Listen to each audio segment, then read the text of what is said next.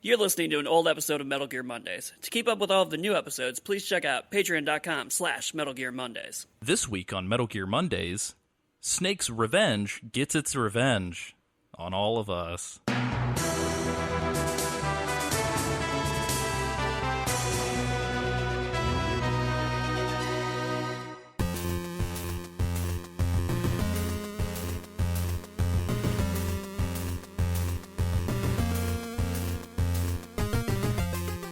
Ladies, gentlemen, boys, and girls, welcome to Metal Gear Mondays. On this week's episode, we are going to be tackling Snake's Revenge. And if you're new to the series and new to the show, because we just started it back up after a nice break, we are essentially a show that covers Metal Gear Solid and Metal Gear games from top to bottom in chronological order. As always, I'm your host, Alessio Summerfield, and this week I am joined by Samuel Wright. Hi. I regret to inform that I dropped a 20-ounce bottle of pitch black on the ground, and after cleaning up, my hallway looks like a murder scene. So, and our guest, our very special guest for the episode, Nicholas Freda. You can call me Nick, and I'm here to say... I was about to ask, actually. If you're going to play Snake's Revenge, you better dig yourself 2 graves. Oh, no. Whoa. Who's the other grave for? One for the game, this awful game, and one for yourself after playing this game. I'll be taking on the role of Cameron Hill during this episode to deal out the hate on Snake's Revenge. That's wonderful. Oh my god! I just imagined this episode as like the trailer for this episode, and it's just like starring Sam Wright, Alessio Summerfield, and Nick Freda as Cameron Hill. It's kind of like how, like, in all those sitcom commercials, it's like this actor, this actor, this actor, this actor as this character. Yeah. Like, why? And introducing As Pip, himself. the dog. Yeah. In his directorial debut. All right. So yeah, let me intro the game a little bit, and then we can talk about just general things about how we enjoyed the game, right, everybody? How we enjoyed the game? Woo! Mm-hmm. Sure. But sure. yeah. So Snake's Revenge is a spin-off. I believe, let me think. So Portable Ops is like quasi-canon. I think other than Acid 1 and 2, this might be like the first spin-off that we've done for like a home console. So this is a spin-off. It was only released in the US and the EU, and it was released in 1990, just a few months before the sublime Metal Gear 2 Solid Snake that we covered last episode. And it was released on the NES, and it was published by Ultra, which is like Konami's, what would you call it? Konami's like hardcore US action game subsect. Right? Well, they could only, there was Nintendo had these really funky rules where you could only release 5 games as a company. They did in the US, they would only license. So Konami made all these shell companies. So Ultra was one of those. So that they could the umbrella company. Pretty much. Big shell companies. So they could release more games and kind of sidestep that rule. Yeah, I always forget about that. It's so weird. Nintendo. Quaint, late 80s, early 90s Nintendo. The game was designed by Ei Nozaki and Takeshi Fujimoto, and it was programmed by Hitoshi Akamatsu, Koki Yamashita, Mr. or Mrs. Okuda, I don't know, and S. Fukuoka. And it was composed, the music was composed by Tsutomu Ugura? Sam. I feel it. I feel your eyes on me, even though you're not even in the same state. I'm not even mad or upset. I really just missed you fumbling over Japanese people's names. So yeah. So this game had zero involvement from Hideo Kojima. Obviously, so kind of like what we're seeing now, Konami owns the brand Metal Gear, so they can kind of do whatever they want with it. And this was kind of like the baby toe in the kid side of the pool. That Konami was like, well, maybe we can keep going without Kojima. And then they wouldn't have to do that for a very long time, and Metal Gear Survive might turn out to be another Snake's Revenge. Who knows? But the sequel to the NES version of Metal Gear was produced exclusively for Western market. According to Kojima, and we've discussed this on the show before, so if you're an avid listener of the show, you probably already know this. But according to Kojima, he had a conversation with one of the developers of Snake's Revenge on the train, and this developer asked Kojima to create a true sequel to Metal Gear. And Kojima, as legend has it, began drafting the idea for Metal Gear 2 on the train that night. And it was later released a few months after Snake's Revenge, and it was only in Japan, which I feel like was kind of like a slight against the Western audience. But Snake's Revenge is a more action-packed version of Metal Gear 1 for the NES. This is me kind of sticking my personal bias in a little bit, but it feels like a fan ROM hack and less like a game. Yeah, for sure. Snake starts with a gun and a knife in his inventory from the get-go, which immediately kind of signals, like, you're not going to be hiding, ever. And there are these weird side-scrolling, like, Russian attack, Metroid/Mega Man I was going to say, stages. I was like, I feel like I'm just suddenly playing Metroid. This isn't what I want. Yeah, it reminds me a lot of, like, Master Blaster. Did you guys ever play that game? Or is it Blaster Master? Blaster Man. Yeah. I love that game. It's But this is the bad version of that. Yeah, it's also the fan ROM hack version of Metroid or Blaster Master. It's bad. That's a marketing point for it. 2 ROM hacks in one. Yeah. Oh no, it's one of those jumbo multi-game packs. TV plug and play, Metal Gear and Metroid ROM hack. It may as well be. So I'm going to straight lift a quote from Wikipedia because I think Wikipedia says it best. When interviewed by Stephen Kent in 1999, Kojima stated that he enjoyed Snake's Revenge and that he thought it was, quote, faithful to the Metal Gear concept. While Kojima once jokingly stated that Snake's Revenge was, quote, somewhat of a crappy game during the 2009's Game Developers Conference. He later stated in an interview with Nintendo Power that he doesn't consider it to be a bad game. So it seems like Kojima has, like, very radically different opinions depending on what time period you talk to him about this game in. Yeah, I think he's just being nice, like, after the fact to the other, developers. I think he probably thinks it's shit, if we're being honest. I would. If somebody asked me my opinion. Absolutely. Which is what this whole show is, I guess. It's the entirety of this podcast is people asking us our opinion about Metal Gear. This game is shit. Yeah, it's really bad. Like, and it's so poorly designed. It's fucking awful, you guys. It's really, really bad. So, like 10 out of 10 fucking awful rating, like Rotten Tomatoes.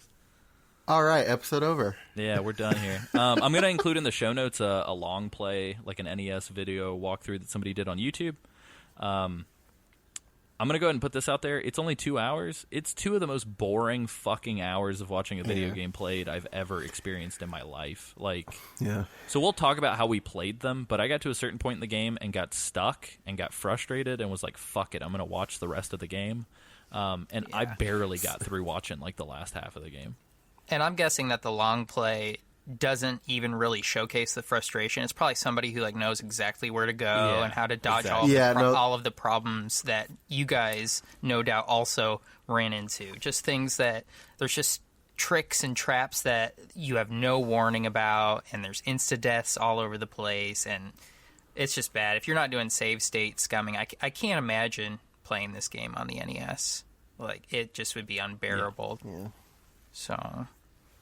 yeah, it's pretty. Yeah, that long play makes it look like the easiest thing in the world to do, but it's not. It's fucking awful. Yeah. So before, and I know, so I'm going to go ahead and say this. I'm going to own this one, you guys. So last episode, I made the comment that, like, oh, you don't even necessarily have to, we're not even going to finish the game. We're just going to talk about it. I don't care. And I feel like I've said that partially out of knowing so I prior to playing for the show, I had played probably about a half hour of this game, like many years ago. Having had that experience and knowing the reputation of the game, I was kind of trying to give us, like, a back door if we didn't want to deal with the game. I I almost edited that part out of last episode because I was trying to be like Papa Alessio and just like do right by the fans of the show and like actually get through the game. It's fucking awful, you guys. Like, No, it's Oh, really and guess bad. what? I didn't What? get to hear that part about you telling us that we didn't need to finish. And so when I was Yeah. preparing for the show, I played through the whole game. I beat Yeah. this awful game. Nick deserves the fucking MVP award of Metal Yeah, Gear for real. Mondays. And then Isaac, who, if Isaac you will did the notice, opposite of Nick. conspicuous by his absence, didn't realize that he needed to be on this episode, and so still has no experience with this game. And I would envy have this loved. man. I would have loved to hear his his take on this game. When, Well, so he probably would have, like, honestly, because this is how I wound up, like, getting frustrated with it. He probably would have played like the first 10 minutes of it and just been like, no, because of dying so much. And that's not a slight on Isaac so much as it's a slight on how bad the game is. well, and the beginning of the game, which we should, I'm guessing we're probably going Yeah, to get into we're- pretty yeah, we're gonna quick get into here. Is it gets progressively worse. So it's not Oh, the yes. worst thing in the world at the very beginning of the game, but It's it starts almost to like- sneak these hints. It slides Yeah. these little hints to you that, oh, I'm going to suck so bad in just like 10 minutes down the road. Like, this looks like you can handle it, but just wait. We've got some treats in store for you. You hate this now, but trust me, Just it's gonna wait. get way worse. Yeah.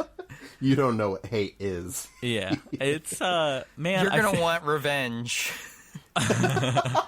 on the people who made this game. we're gonna get to it obviously, but like I feel like the final air quote, massive air quote, the final boss of the game is the biggest bitch slap to anybody who like drooled through the whole game.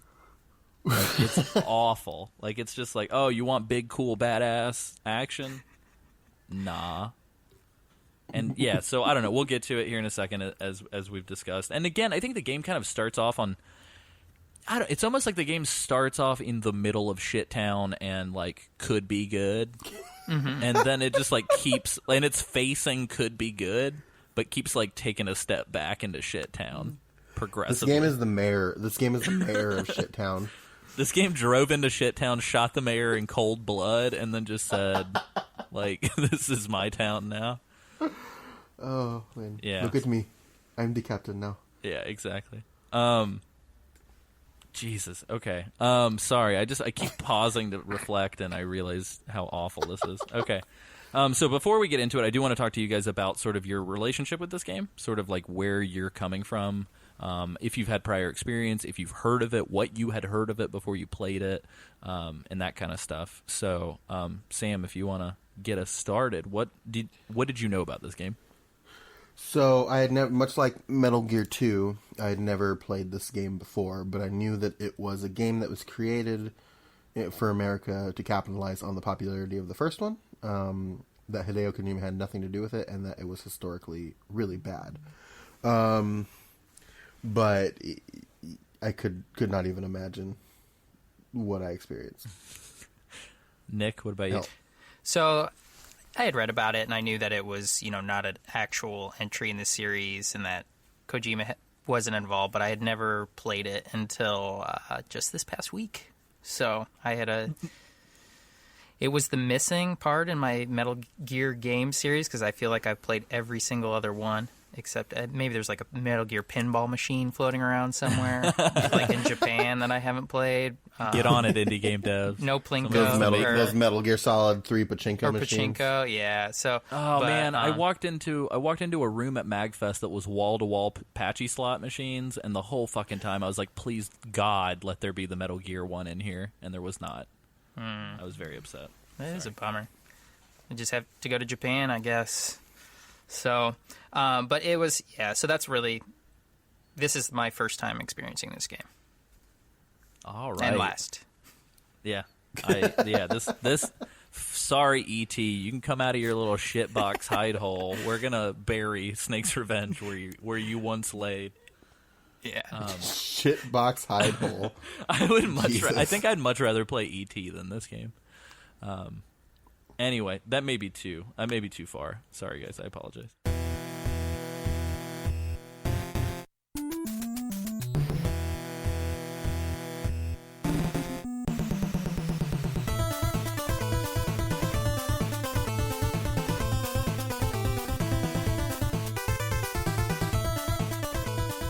Anyway, so let's talk about how this game opens. So it opens on this like pre-start screen that's showing the Metal Gear schematics, and there's some okay music. And by okay, I literally mean like everyone who's listening right now, unless you're driving, just close your eyes and imagine an NES game soundtrack. That generic goddamn NES game soundtrack that you're imagining right now probably sounds like what Snake's Revenge sounds like. Like just it kind of to me, nondescript. it kind of sounds like 8-bit Phoenix Wright music. Yeah, a little bit. I could take that. Did you guys like the music? Because I feel like the music might be the best part of the game. It's the best part of the game. There's a variation on sort of that like original like Ta-Ra, like classic like Metal Gear theme. You know, that da-na, or however it goes. But like beyond that, actually, it's not bad. It's not the worst music, and Konami has some pretty good music in their old NES games. Yeah. So it was like I want to say redeeming quality, but there's no redemption to be had here. So like nothing stood out. So like the original, obviously the theme of our fucking show is like the original Metal Gear like music, or like the VR arrangement version. But like there's some truly standout songs on the original Metal Gear games, like earworms that get in your head and you like think about them sometimes. And I feel like this game doesn't really have any tracks that I thought were that, but they're decent. Like this is like solid 7 out of 10 NES soundtrack. Yeah. But I think compared to the rest of the game, it seems like fucking god tier feature. Yeah. Like a John Williams score compared to the game. The game itself. Yeah. So but yeah. So I don't know. Hopefully I'd love to go back and see if this composer went on to do anything like standout. But I feel like this wasn't the best. But anyway, so yeah, we start out with this kind of cool, like, little Metal Gear thing. And even this is kind of, like, setting the tone for the game because it's like, oh, this cool, like, Metal Gear schematic. Like, oh, shit, is something going to happen right after this? The intro screen's awesome. Yeah, and then it just goes straight into a start screen. Like, it didn't even... Like, the intro screen didn't even, like, set up a story like Metal Gear 1 and 2 did. The intro screen doesn't really go anywhere. It just shows off the schematics of this Metal Gear. Yeah. And then it's straight into start screen territory. So real quick, before we get too far past this little start screen, it dawned on me that I forgot to ask you guys how you played this. So for the show, I know we could... So this is coming from the guy who went out and bought a goddamn PSP and Metal Gear Acid 1 and 2 just for the show. I chose not to go get an NES and a NES copy. I actually gave away so I had a shit ton of old game stuff. Whenever I moved into the city, me and Kristen had to reduce our space by a fair amount. And so I actually gave away any of my game systems pre-PS1. I just like gave them to a friend of mine who teaches game development classes because he's been on the show. Stuff. Yeah, it was Rob. So Rob, who was on the Metal Gear Solid 3 season. So I donated them to him. So alas, I do not have my old systems. But in order to replicate kind of the home experience, I plugged my Wii into an old CRT TV, and I ROM hacked and put Snake's Revenge on my Wii. And so I played with the classic controller, and I feel like it was as close to the NES experience, plus having the save state scumming that Nick referred to. How did you guys play it? I just played it on a PC emulator. Nice. Did you use a controller or keyboard? I started with a controller, and then I ended up just switching to a keyboard. Gotcha. What about you, Sam? So I'm not smart enough to figure out how emulators work. So about a month or so ago, I found this website. It's 8bbit.com. And it's just like a treasure trove of just NES games, that you can just play on your desktop. So I played it on there. Very nice. Did you? So I'm assuming it's like Flash based, like it plays on like a little Flash player. Yeah.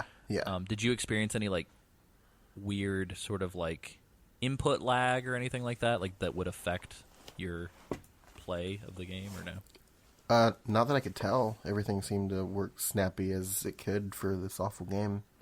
Nice. Okay. Well, cool. So now that we got our due diligence out of the way, as soon as you press start, we get introduced to like I laughed out loud at my screen. We get introduced to Lieutenant Snake. Oh man! Hey, what color do you wear when you're going into a covert stealth operation? What color would you choose? Definitely. I'm just trying to cover myself in doo-doo brown because that's. I was about to say definitely not like sherbet orange. Like bright orange. Yeah, that's what. Yeah.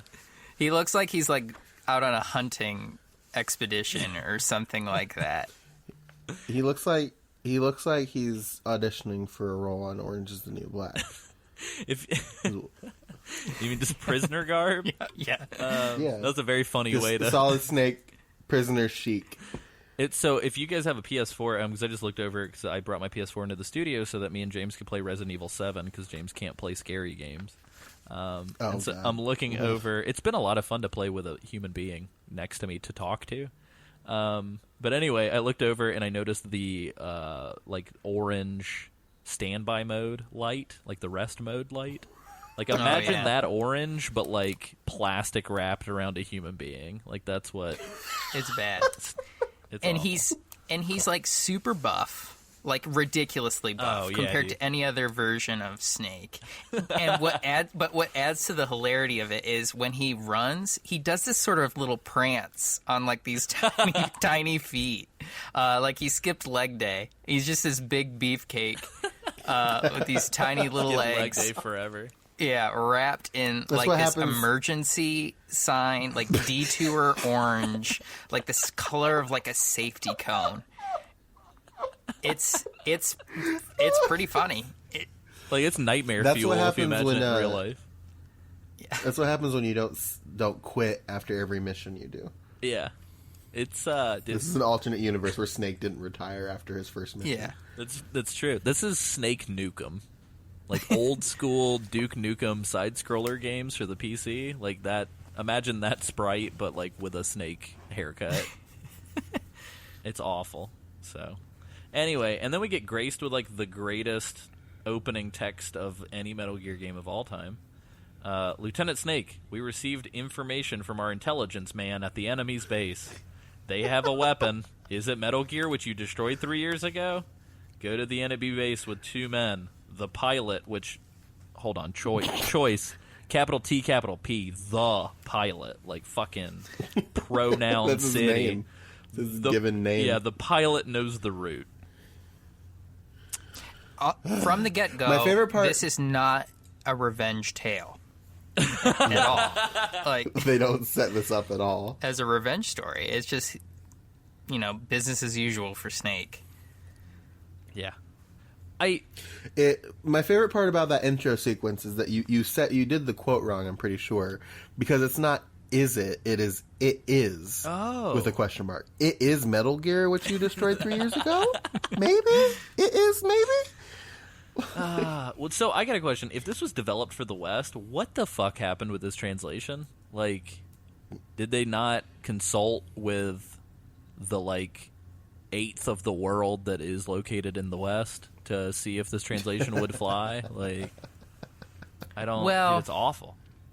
I'm not going to defend this game that often, but I will say, the original Metal Gear wasn't the it's sterling pretty bad. example of translation either. feel with At least this guy nobody are feels asleep. Yeah, this asleep. guy feels asleep. Yeah. So Well, again, but that was the NES version for the United States. The Feel Asleep guy was never in the MSX version. I don't think. oh yeah. So Ultra needs to get their shit together, is what I'm hearing. That's the thing, because the first one was made for like both places, so like some translation could be expected, but like this was made exclusively for America, for the West. Yeah. Like, Yeah, they should have been on their game. If I were to do a video essay of this game for YouTube, it would open with the line that opened Metal Gear Solid 3, which was like, the world was divided into two, East and West. And just like hard cut onto like shitty box art for Metal Gear.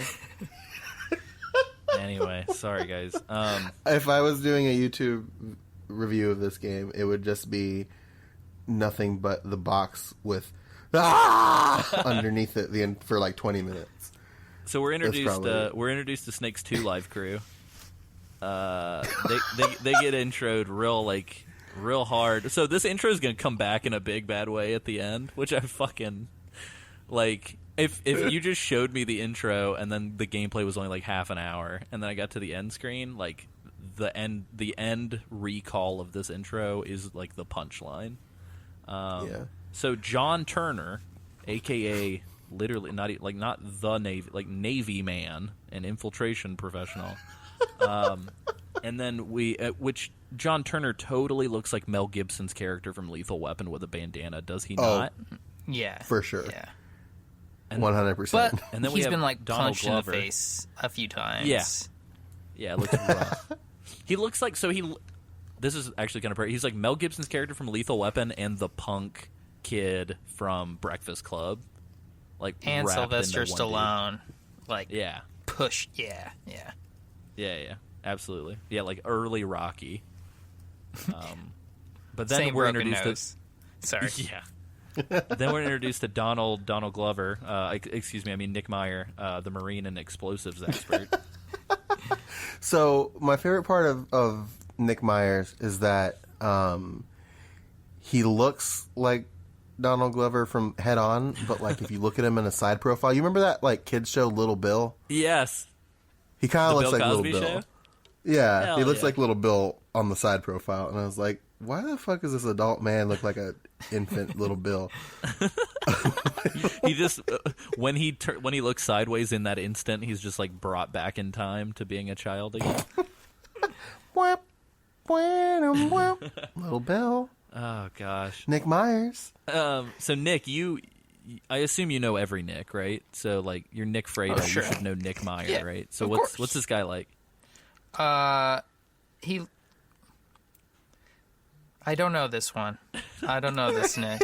I don't care to know this Nick. You're letting us down, dude. Yeah.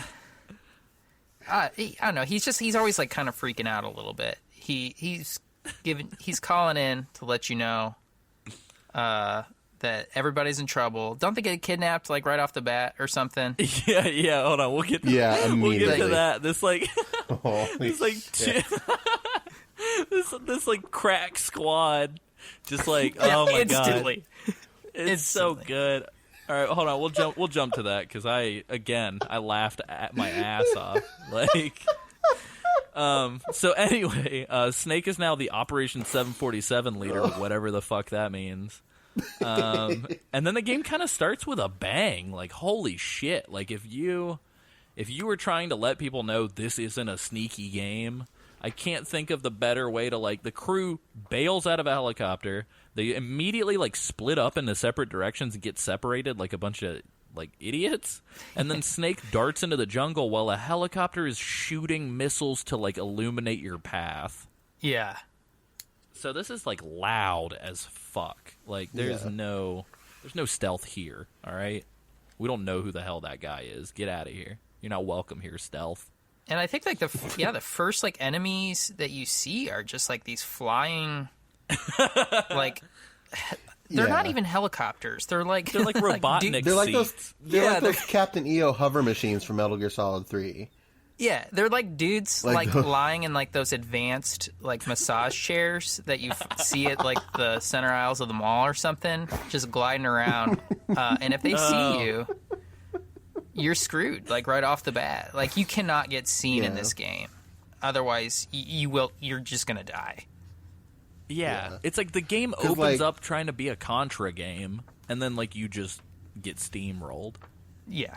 Oh yeah, because like the reason why I thought it was so difficult when I first started playing it was because the first screen where you see those like massage chair dudes, which is what they are. It's They're like listed the in the Corbs. instruction booklet. Massage chair dudes. Yeah, that's just their name. They're like the Corbs guys. Like if you guys ever watched Tim and Eric, they did an episode where they're making fun of chips, and instead of like the highway patrolmen on motorcycles, it's like local cops in those like reclining bike things. Oh, you know what I mean? Like the lay down bike. Yeah. So that's these guys. They're like in those little lay down Oh, yeah, bikes, for sure. but with helicopters. For sure. Absolutely. But I go through that screen, I immediately get seen, and I'm just like, what? Like, do you just have to clear the screen before the missile lights up the screen for some reason, or what?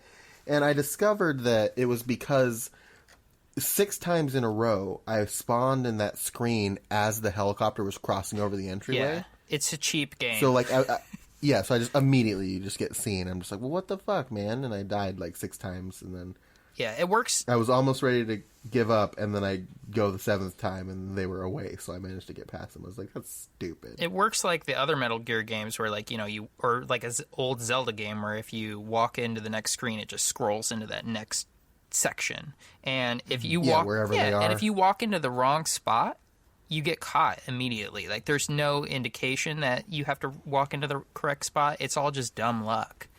Yeah. No radar, no binoculars, no nothing. Bad design. No cigarettes, no fucking No cardboard cardboard boxes. box. Yeah, Yeah. like what is this? It's not Metal Get Gear. outta here, The Snake. endless swapping of key cards is here, though. You just missed Yeah. that The particular backtrack. You got 8 of is them. here. 8 of them. Yeah. Yeah. 8 of It's them. like somebody was like, let's get rid of all the good shit and let's just double down on the doo-doo, please. Like, that's what I Yeah. want. Anyway. This is the Resident Evil 6 of Metal Gear. I wonder, so Sam, you bring up the Metal Gear Solid 3, like, little, like, lazy boy hover bike, or hover Yeah. standees. I wonder Yeah. if in a weird way this is like a throwback to that, because they're also in a jungle environment. It might have been. Or if that I was wouldn't be that was a surprised. throwback to this, not this was a throwback to that. Sorry about that, but yeah, Yeah. It was like Hideo Kojima's like, hey, I'm going to do this except better. yeah. It wouldn't surprise me. Yeah. But yeah, so anyway, I thought, so from like a strictly like kinesthetics standpoint, I thought that the controls weren't bad, but for some reason it felt like a little less tight than the original Metal Gear. And I don't know, I mean, it may go back to, Nick, I know we were talking about Snake looks like a doofus, but like, I feel like every character model in this game, like, is just super bulky and clunky and silly. Whereas, like, even Metal Gear 1 for the NES, the characters felt smaller and more agile and, like, a Yeah. little bit more detailed. And here it's just, like, fucking... This is, like, the Duplo to Lego or whatever. Yeah. You know what I mean? Like, this is awful. Absolutely. and the only, like, worst version of these, like, character models ever is the ones in the 2D side-scrolling game also in this same Yeah. game. Like, They're it awful. it gets worse. Yeah, you thought this game did it bad. Well, this game's going to top itself. Yeah. But anyway, so then we get our Snake's Revenge version of the codec, which is this fucking awful like Game Boy green color bullshit. Like, and the pilot, who we're gonna be very acquainted with, because the pilot takes the place of Roy Campbell, which makes no fucking sense. Like, he's your go-to guy. Like, what military outfit is the pilot of the helicopter that lands you in like your go-to guy? Yeah, you'd think he'd be a little well, he's not- preoccupied. The problem is that he's not the pilot, he's the pilot. That's true. Yeah. And So- also when they're calling you, you're hearing this like you want to get out of it as quickly God as you can, damn because it, there's dude. this It's beep awful. beep beep. Like, my wife was like, "Can you please ugh. turn that off or skip that?"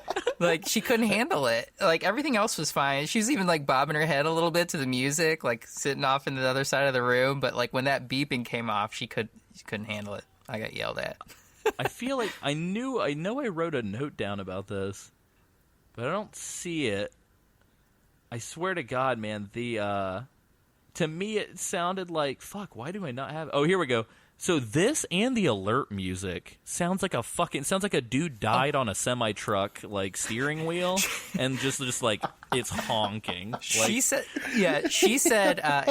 my wife again, she was like, it sounds like basketball. It sounds like people are fouling like left and right because it's that, that obnoxious noise. So yeah.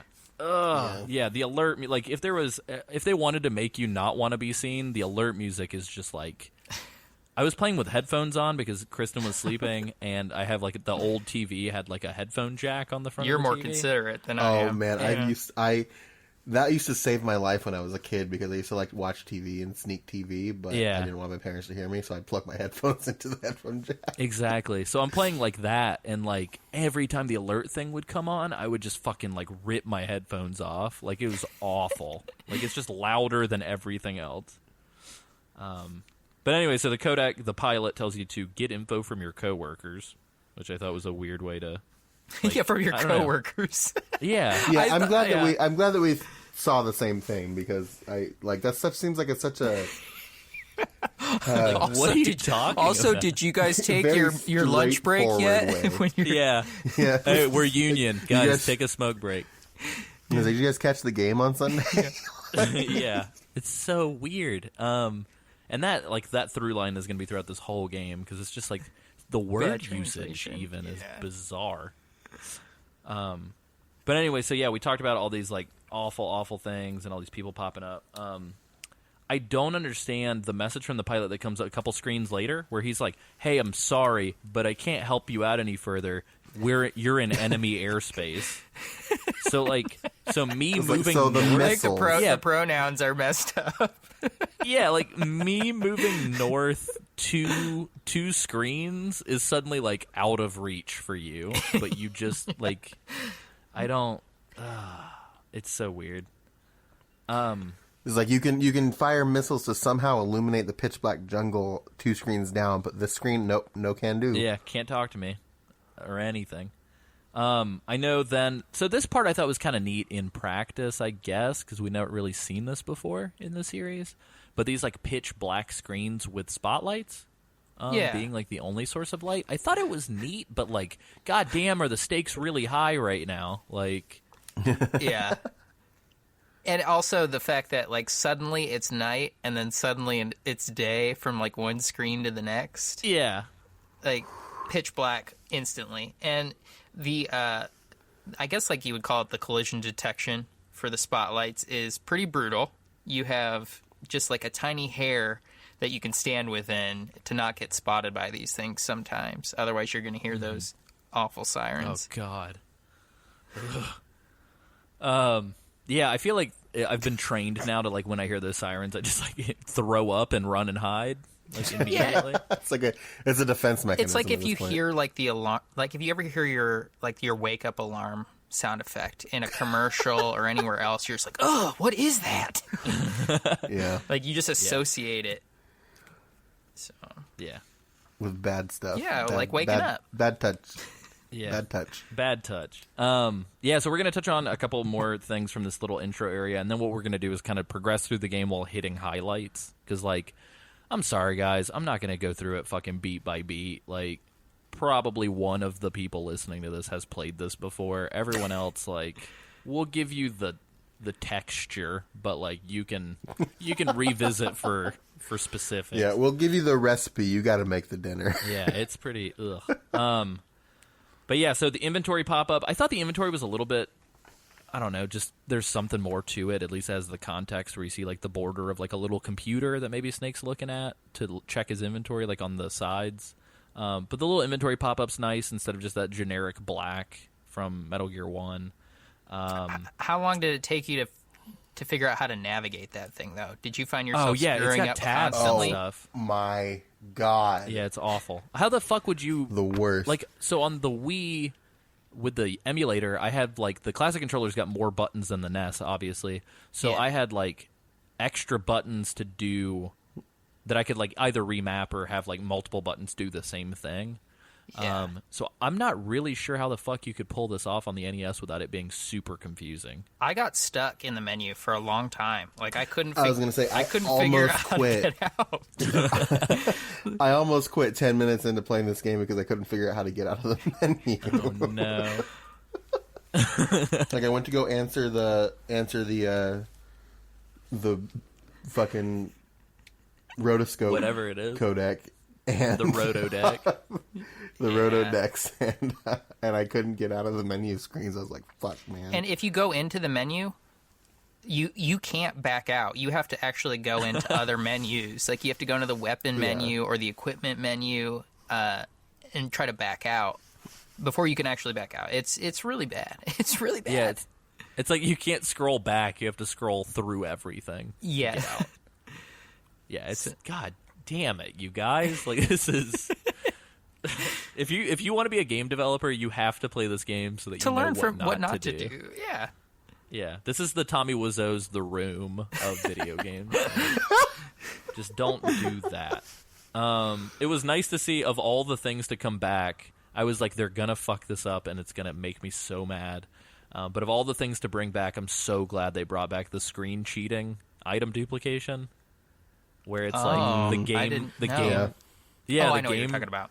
Yeah, like the game ROM can't hold enough information, or the RAM, and so like you can just like leave the screen and come back, and it just keeps replenishing items forever. There's some like little enemy gnome that just comes over and like puts a new item right back where the last one was. Who keeps taking these? I must replenish. Tra-la-la, TDD. He sounds just like that. Would have made this game better. Yeah, that's true, actually. If you wander around long enough, because, like, I don't know, it's weird. There's not really any sense of direction. There's no visual navigation. There's not really any linearity. Whereas, like, Metal Gear 1, the forest kind of always led you to a certain spot. I feel like there are a shit ton of unnecessary side screens. Yeah. So it's There's no so map, easy right? to get lost. Yeah, there's no. I don't think there's a map. Not that I can find, unless it's buried somewhere in that menu. Could be. But if you wander around long enough, you'll receive a message from a seemingly shirtless, scruffy man about hiding near the main gate to receive information. At this point, I was like, where the fuck's the main gate? What are you talking about? What's happening? And there's two gates. Like two yeah, big there are gates. multiple So it's like, which gates, one's yeah. main? Which one's the main one? Yeah, this one's the Michigan gate. That one's the main gate. Come on, get it right. Wow. Those probably aren't even next to each other. I don't know American geography. I was trying to make a shitty dad joke. Anyway, but yeah, so this is the point you guys were talking about, which is like single-handedly the greatest goddamn thing ever. So once you arrive, you'll be told, and I'm not even kidding, you'll be told, we're putting the plan into effect. And then the plan, seemingly, is like two dudes. So there's two guys guarding this main gate, and they're like, all right, Snake, begin the plan. And plan. And then Snake takes a step back and like hides. And then the two guards like walk off screen. And then they come back with all of your friends being captured. Like, was that your fucking plan? Like, what?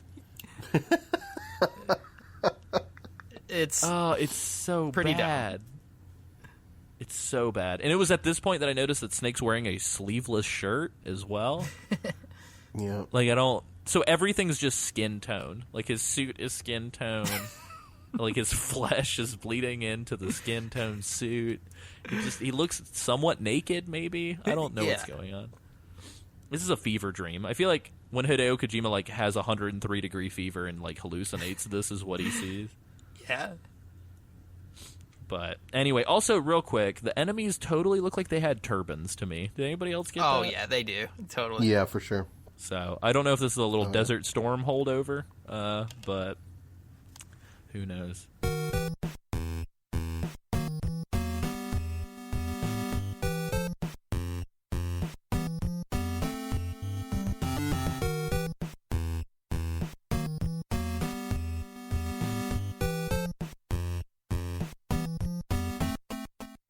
But yeah, so we're kind of familiar with like the enemies having shitty sight distance and the whole hallway keycard stuff.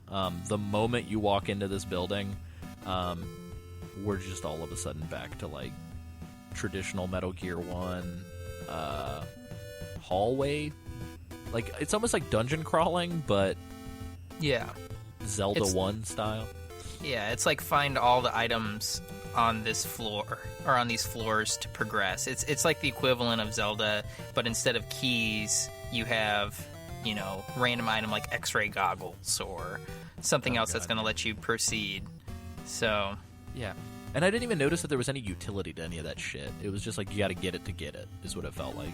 you're right. Yeah, there's no like story or narrative reason that they're giving you. It's just find it and good luck, because there's also going to be 3 to 5 floors on any section, and just tons of rooms to get caught in. Or man, screw this game. Yeah. So I'm gonna kind of, my most detailed notes are with this first spot, like this first area. But like once we get to the first, I'm gonna say boss very loosely, the first encounter that's not normal enemies. The game kind of just like does this color by numbers thing where it's like, hey, all the shit that you just did, we're gonna do it in a new environment, and we're gonna change out the palettes. So essentially, just take what we're about to say for this first section and just like copy paste it like 7 times and replace some of the textures, and you'll be good to go. But yeah, so essentially we're kind of back in Metal Gear 1 territory. We find a guest, if you will, some prisoners, and I mean that's the core mechanic of the game. Like Nick mentioned, you're gonna be finding items and you're gonna be rescuing prisoners. Like Metal Gear 1, the more prisoners you rescue, you rank up. And we encounter this dude who's like a different model. Like he's not a prisoner model, but he's not aggressive either. He kind of looks like essentially- M. Bison or something from Yeah, like Street a little Fighter. bit. Generic NES dictator sprite. Yeah. With the big hat, like that. Yeah. But so essentially, he just says a thing, and that's it. He's like, I don't know what you're talking about, and then you just leave. And he's always there, just standing there.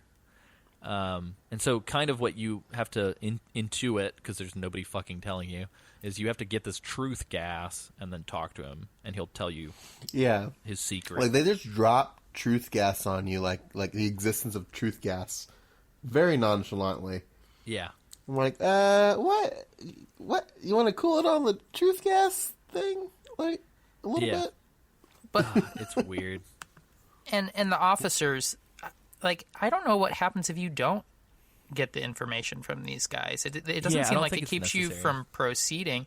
And the information that they tell you is always worthless. It's never anything interesting. Yeah. It's just like, the plan is Our ready. weapons are ready. Yeah. The plan is ready. We're ready to proceed with the plan. Yeah. Yeah. It's, With And our their weapons friends. that are ready. Their friends get kidnapped in front of you. That's their plan. yeah. Yep.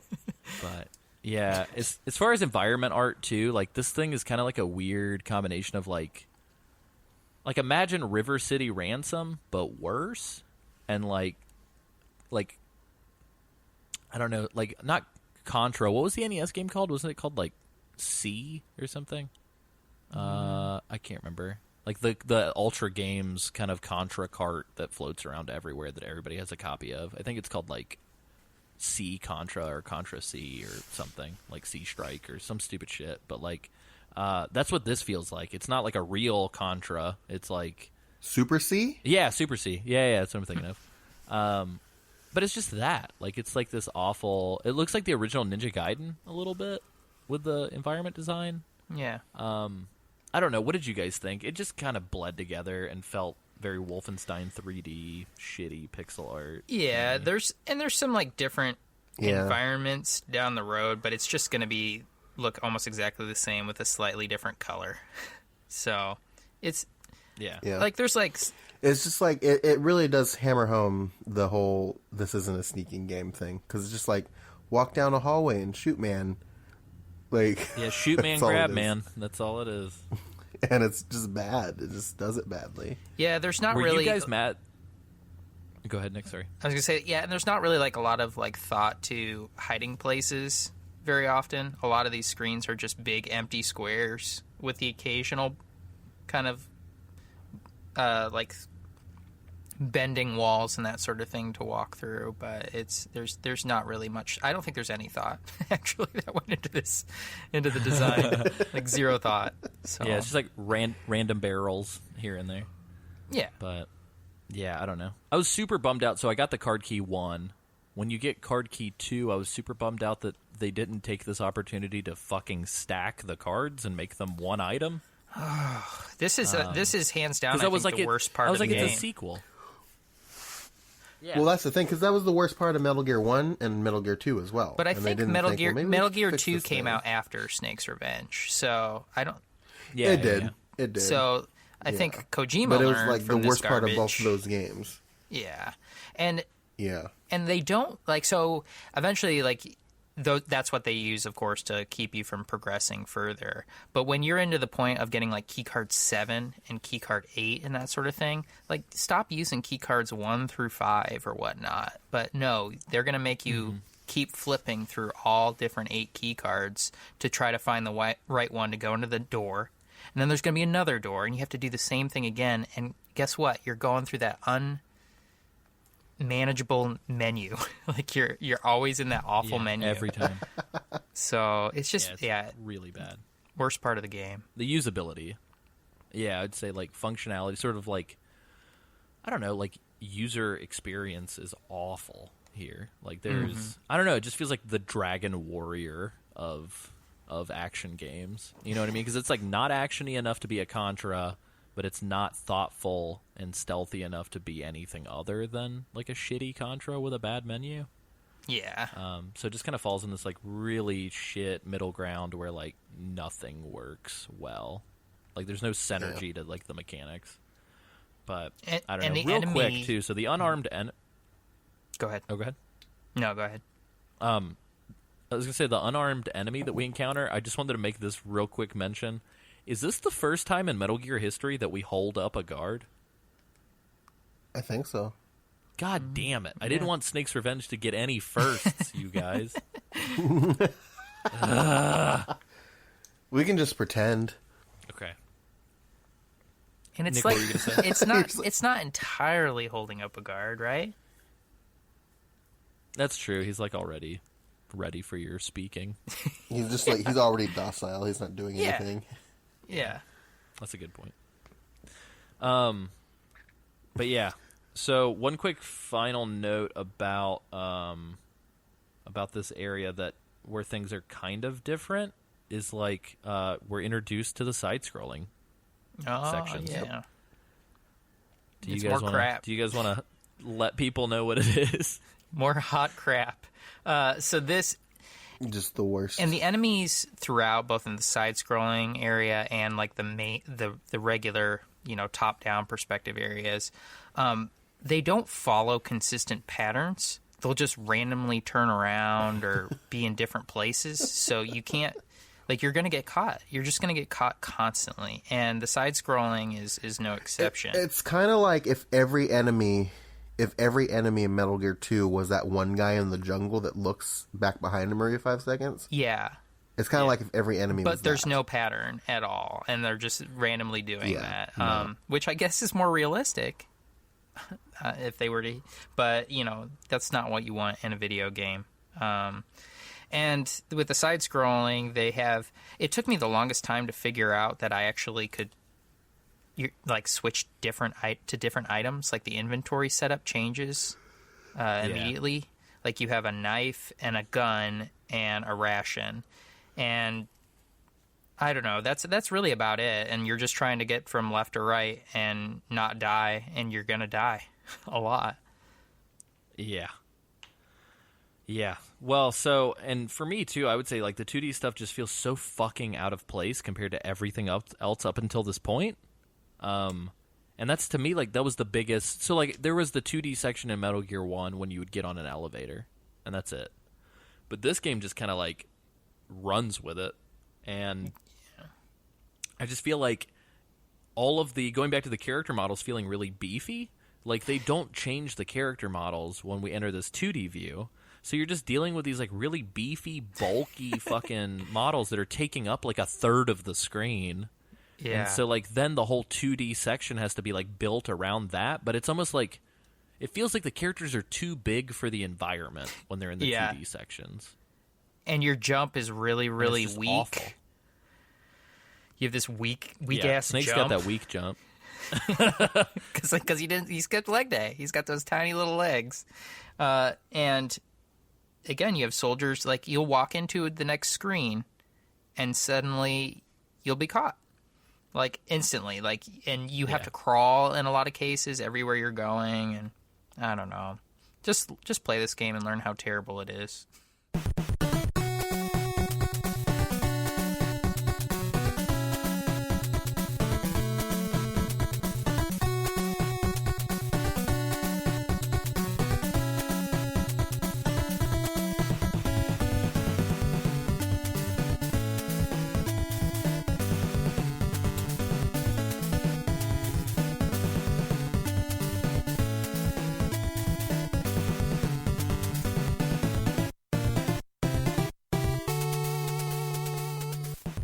But yeah, I think so. Likewise too.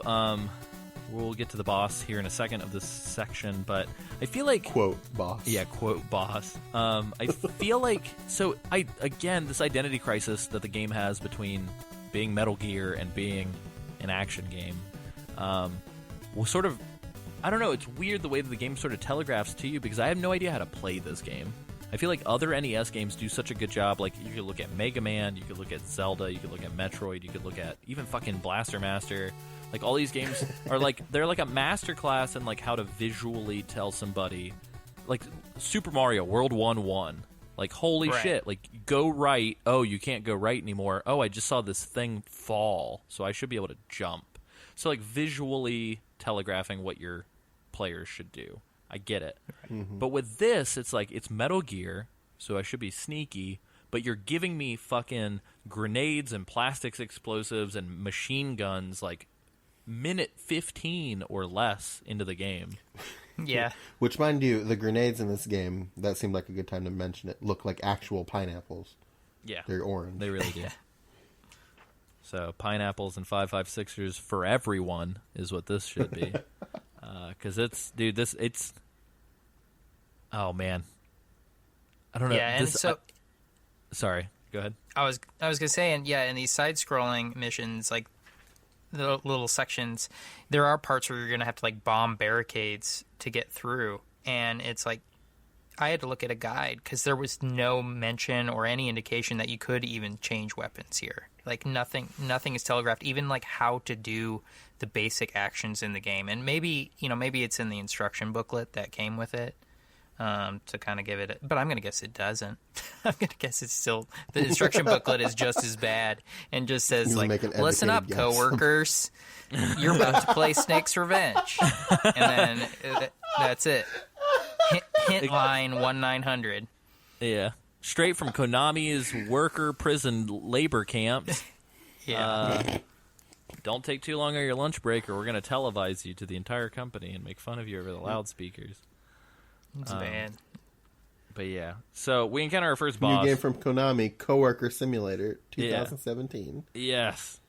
So do you guys want to make up names for these bosses? Because I didn't encounter any boss names here. Well, that's the thing, because I wasn't sure, like, they certainly introduced themselves as if they were bosses, but, like, they didn't introduce them, so they don't have, like, cool names like Night Fright and Dirty Duck and Machine Gun Kid. Like, and Red Blaster. Running Man. Yeah, Red Blaster. Like, they don't have cool names. And I looked up, like, the bosses in this game to see if they had names. I couldn't find a single fucking thing. Like, they just don't have names. They're just like the Jackson 5. These guys are the Jackson 5. Yeah, this is the Runaway 5 that we're fighting. Oh, nice. But yeah, so it's 5 dudes. Like, that's the first boss, just room full of dudes. Just room full of dude. Yeah, and it's infuriatingly tough. It is the toughest. It might be the toughest boss fight in the game, and they throw it at you first. Brutal. So. Yeah, it's just get good, like, right out the gate. Some Dark Souls fucking bullshit. Dude. Not even that. Dark Souls. Some Dark Kingsfield. Souls is fair. Yeah, you've got a shot. This is awful. Yeah, this is like, if this is some Dark Souls bullshit, this is like the dragon on the bridge, is what it is. But yeah, so dude, just Contra style grenade throw that shit, lob it as fast as you can, and just duck and cover. Like, it's all I got for you. As these 5 dudes just try to tackle Snake, like just try to dogpile him. It's bad. Yeah, dude, they're coming at you. Like they're unchained. Like, these guys are coming for you. And they take an absurd amount of hits too. And then once you've knocked out like 1 or 2 of them, there's still like 3 left, to go, and they're just constantly ramming Snake. It's really bad. It's almost with like their unavoidable attacks, which is actually accurate. Yeah, Yeah, I feel pretty much. like it's like baby's first game. Where have you guys ever fucked around with like StarCraft map makers or like making levels for games or doing any of those like Like RPG like maker? the Halo Forge, Yeah. Forge mode, and like It's how the it's maps almost- are designed. It's just plopping elements wherever it and seeing how it plays out. It's like that, but also like so different than Halo Forge stuff. Like if you have worked on like an RPG maker or something similar to that, where you can adjust attack strength and like enemy health. It's like some dude just blindly was like, "Oh, well, this is the boss, so I'm just gonna make him have 500 HP," and nobody fucking play tested it. You Right. know what I mean? Right. Like, it's just awful. But anyway, so yeah, it reminded me of like baby's first RPG maker game a little bit, where it's like, wow, I just got to this impenetrable meat wall. But yeah, so anyway, after this, we get to leave this biome and go to a new one where we're tasked with saving all the prisoners and blowing up the ship. So this section actually has a kind of a mission. You're blowing the ship up, but you have to find all the dudes and find all the things first. Yeah. Summary, there's a flare gun, copy pasta from the previous 20 minutes that we just spouted out of our mouths. And again, the boss is just a bunch of dudes. Yeah. Like, that's it. these are the. We're just gonna name them after like old This is the Magnificent Seven. soul. That's who you're Yeah, playing. the Magnificent Seven, Mag 7. Did you guys? Did you Mine guys is have any? 4, right? It's just the three guys lobbing grenades at you, right? Yeah. Yep. Sorry, They I was pop just trying out to of come up with holes. a catchy name. Yeah. The 3. Yeah, Magnificent Seven, but don't worry about that number at the end. It's just kind of for Yeah. Magnificent 7 -4. Yes. Did you guys have any notes for the ship? At this point, this is where I was just like, "Fucking, let me get through this." I guess. Not really. We're getting You just- really we're getting really close to the point where I was just like, you know what? I'm just gonna watch the rest of this on YouTube. You just like the only thing I've got is that you go down into the hold and you just have to like blow up this ammo dump or something, and there's no indication. Like there's no indication of that's what you're supposed to do. I mean, they might mention it. You just have to luck into like placing plastic explosives on this thing that looks like, just another environment element. It doesn't look like anything special, and you blow it up, and that's it. You just leave. You call in a helicopter pilot, and you're out of there and on to your next biome pilot. of copy paste. And Yeah, we're in the prison camp, the mine, or I don't know. This section is a mining camp of some sort. yeah, But this is where I literally got stuck. So there's this above ground section that's kind of short, and then there's this underground section. And this is the point where I stopped because I'm not even fucking kidding. I thought that I had fucked something up, but it turns out that in reality, when you go underground, if you hang a left, you literally just get stuck. Like there's no way around it. Like I went online, apparently they're based from what I have read. I mean, if you guys are listening to this and you're like, "Oh, I'm the hardcorest Snake's Revenge fan, and I'm going to write you a nasty letter, Alessio." that's do not so. a real person. Yeah, do so because That I need to person know doesn't you. exist. I need to know you're real. And secondly, if you know of a way to get out of this thing, like you just turn left and then like you get shunted into this little section, and then there's no way out. And there's like, from what I can tell online, there's just no way out. Like even walkthroughs are like, if you think about turning left in this section, don't do it. Like do not, like all caps, do not turn left. Like, so I don't know. It's crazy. So I got stuck here and fucking wandered around the screen for an hour and then was like, nope, YouTube time. I actually got lucky on this part because I didn't go left at all. I think you did yourself a favor by going left and tapping out on this awful game. This is like that one movie where everybody's on this journey, but they slowly are getting killed off until like there's only one left. And the dead people are the lucky ones. Yeah. Nick's going to be the one that makes it all the way to the end. It's like House on Haunted Hill. This is just it's Shaun of the Dead, and in the end, it's going to turn out that Nick's going to have a zombie Sam and Alessio living in his garage. He plays video games with. Yeah, we play Snake's Revenge all the time. Man. Yeah, because once you can That's conquer the revenge, you can do it all day long. yeah. I need to look up I will check it out before the end of the episode, but I want to check and see like what the quickest completion time of this game is. But yeah, so I don't know, this mine area, based on what I saw, it just seems like it's nothing but like laser traps and like backtracking, and then a shit ton of 2D stuff is what I gather. Yeah. They start to like pepper that in a lot more, and I actually think the 2D stuff is significantly worse than the overhead sections. So the next area actually does kind of looks kind of cool. At least it's different to some degree. The train. Mm-hmm. Yeah. So you take an elevator from the mine into this train, and then the train is the next zone, I guess. But it's just like a bunch of sort of train compartments that you're going from. Yeah. It's actually nice because there's no maze to it. You can only go up. Yeah. So it makes it pretty, the faster you can get through this game, the better. So as long as you can keep moving. If we could go back in time, I would like go to the design discussion that this game was having, and I would just pitch to them like, I think the whole game should be on a train. I think the whole game should be canceled.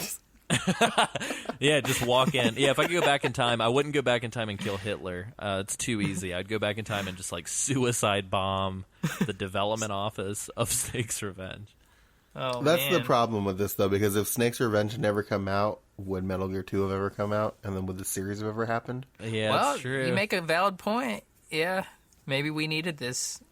This is the game we Demon. deserved. Yeah. But, Um, yeah.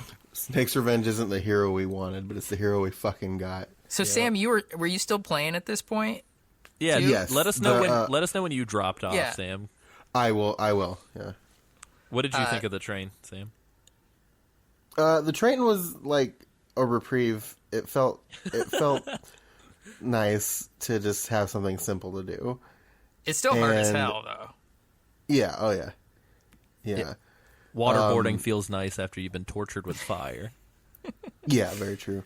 But it was just kind of like, I got really confused because I didn't know why the train didn't stop at the end. And I realized that you had to collect, like, everything, all the items on the train. Oh, yeah. And it was just like, this is so fucking stupid. So I had to go back and do it all. But I made it work. Can you guys tell me about the boss fight at the end of the train? Because I think somehow I scrubbed past it, and scrubbing through the long play of the game on YouTube, it was really hard to like pinpoint exact sections whenever I had like, because I was like taking notes and eating and watching YouTube. So I think I just like somehow missed the entire boss fight for this section. What was it? So, it starts out at the very beginning. There's that John is calling you, and he's like, "Hey, man, there's no traps on the train." And then the train is just full of traps, like nonstop traps, like spike traps. And then John calls again a little bit later, and he's like, "Hey, man, I'm in the next car. Come rescue me. There's no enemies here." And then, like, when you go in, surprise, there's a whole bunch of enemies. And then the final enemy is I guess it's fake John. I don't know if John is real. Or just like an imposter John. But imposter Professor John. Yeah, you go up to him and he immediately like hurts you, like knocks off like half of your health. God. There's a huge pit in the middle of the room, and I guess we didn't even talk about these traps. Like Why is there a pit in the middle of a train? Yeah, it makes no sense. And it's insta-death anytime you hit that, and I'm pretty sure you have to go back to the beginning of the train if you're not doing save states or anything like that. and they're not indicated at all, and you can't dodge them. And it, like, when I say pit, it's not like it takes up like a little tiny like square underneath Snake. It's like 75% of the room is this giant pit that will open up. And so he's dropping these claymore mines like nuts, and just bullets are flying everywhere. And Snake is like, at least in my game, Snake is just launching stinger missile after stinger missile at him, while just like, in one hand he's got the stinger missile on his shoulder, and the other hand he's just eating ration after ration after ration. It's ridiculously hard, and I thought the first boss was the worst, and this guy actually might be worse. I might have spoke too soon. So that's fake John. He's tough. Yeah. So let's try and figure out. So I get that the easy through line is that Snake's trying to get his revenge on Metal Gear. Metal Gear never did anything to Snake, so I don't buy that. So let's try and let's try and sluice out who the revenge is being exacted upon. Do you guys I think it's his coworkers. Yeah, do you guys think it's his Probably coworkers? his coworkers. I think right now we got a strong case for coworkers. Yeah, I think so. Yeah, we're gonna call it coworkers. Yeah. Jesus. Well, in case the first prison camp was too much fun for you, they brought back a second prison camp. So the prison camp's doing its encore ride. This is where I tapped out. Can you tell us why? So I'm gonna be honest with you, is because I was walking around trying to blow up these walls, and I was falling asleep. Oh no! And I fell asleep, and I was doing this. So mind you, I was doing this at work because I work at a place where I don't often see a lot of people. So I was doing this at work, and I work in a place where even though like sleep is the goal, you really shouldn't sleep at this place. So I fell asleep for like 10 minutes, and I was like, I can't play this game anymore. It's okay to play video games at work, but don't you dare go to sleep. Yeah, pretty much. I feel like that's like the cardinal sin of any medium, though. It's like if your piece fucking makes people fall asleep, like I was did playing wrong. it, and I was playing it, and I feel asleep. Yeah. So Sam actually feeled asleep. Yep. And then there was Jesus. one still playing this game, Somehow. Alessio was too much of an ambi-turner. and you tapped out I feel at a really good place. asleep. At a really good place because I it's feel asleep. it's Yeah, even tell us worse. about this. Tell us about this concentration camp. All right. So here's the deal. You got to blow up the walls to get through. But the problem is that, even if there's no guards in the area and you blow up this wall that you have to get through, you are forced into an alarm sequence. Every time you blow up a wall, and there's a lot of them, Jesus. these So small the semi-trucks assault come team, a honking. semi-trucks come a honking, you fouled on the basketball court, and there's going to be about 6 dudes that come in one at a time. And they're tough. Like they're really tough. You're gonna get hit, and so you're just slamming down rations. It's bad. And then It's an somebody IV calls, drip. and then one of your permanent IV. coworkers calls from out of nowhere. You haven't met this coworker yet. This is Jennifer. This is the Jennifer. coworker that the other guys at the office are talking about because it's the only girl. Your only girl coworker, obviously. and she's not really all that attractive, but since she's the only girl coworker, no. they talk a little more about her. Oh, and no. so she calls and arranges for a meetup. Is that code? I think so. So Snake's about to get his revenge. And Oh, wow. so Things are taking wow, we're making a real... well. I don't know if I like these words that you're saying, Nate.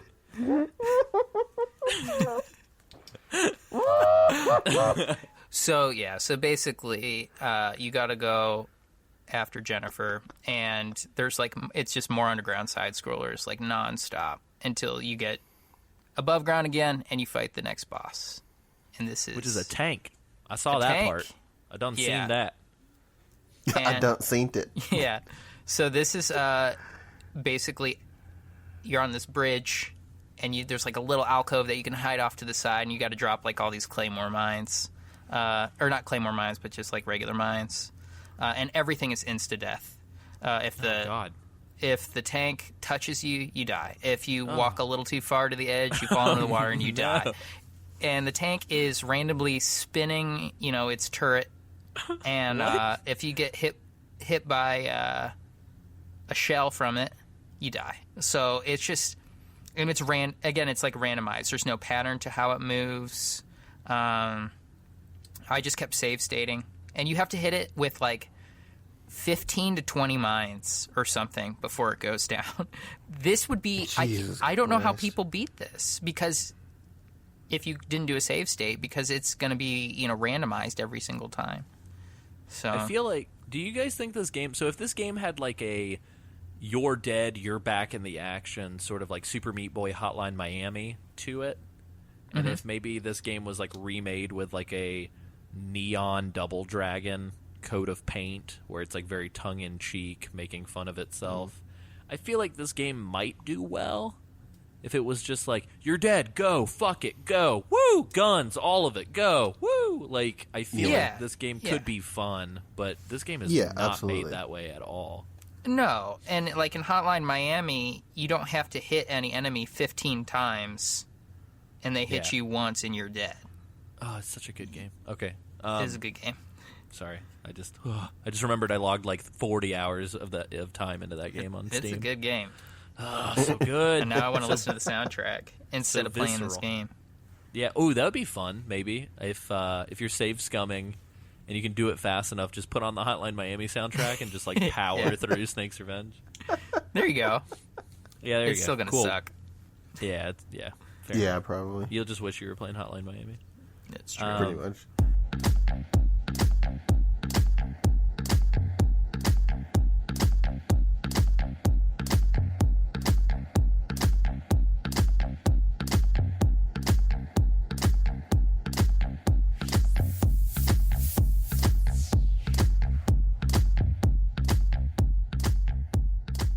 But yeah, so the next sequence... What's the quickest way to make me wish I was playing a different game? Let me listen to the soundtrack of that different game while I'm playing the game that I'm currently playing. It's true. This next area, even on YouTube, I got lost trying to like scroll through the last section of the game, because it's five buildings, each building getting huge. Increasingly large, and it's just this fucking massive, ugly corridor nightmare. Like I feel like I've run out of negative expletives to say about this game at this point, so I'm just gonna like hang my head in shame. It tops itself in this section too. Like, it's the ultimate like shitty center to like this shit shell covered game. And it melts in your hand and in your mouth because it sucks. It just and does not come out of anything.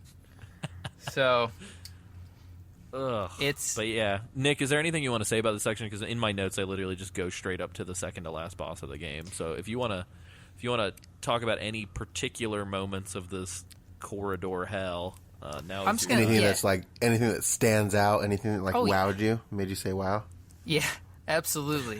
Like good wow. I'm gonna lay out. Oh, bad wow. I'm gonna lay out just a few things that are part of this fun area. You get stuck in these gas rooms, and like love it. There's no gas mask in this game. Your health is just going down.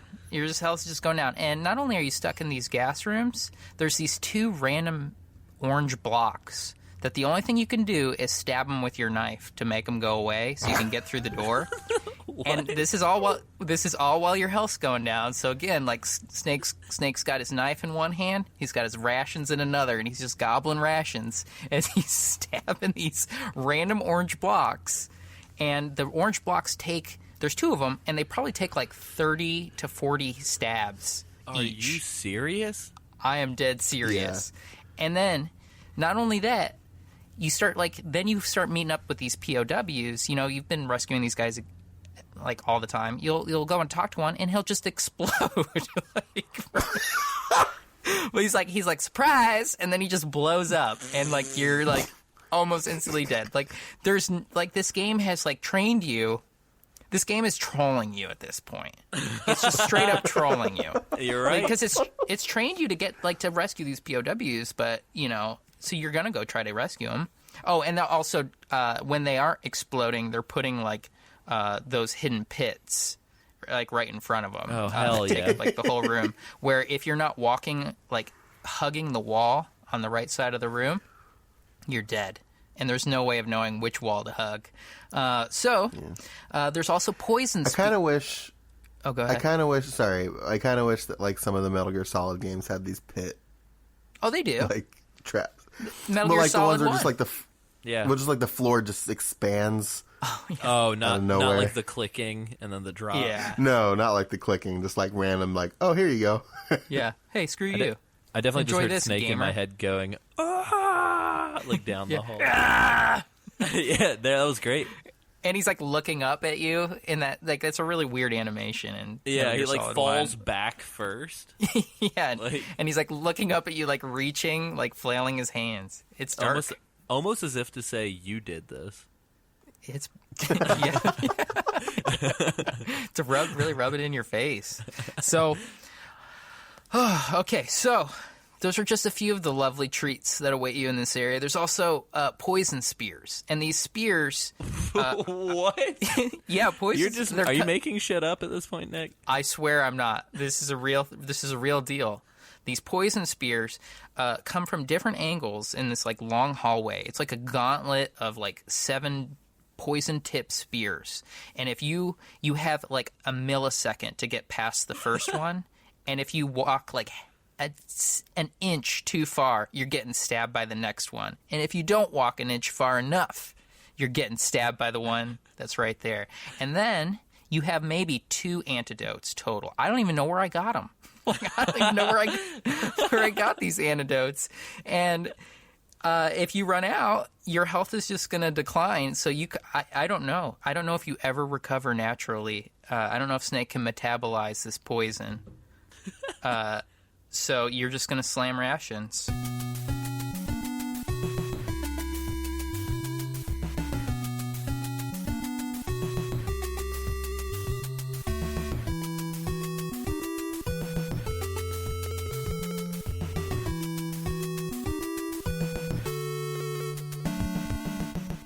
So basically, yeah, you get stabbed. There's not a whole lot you can do.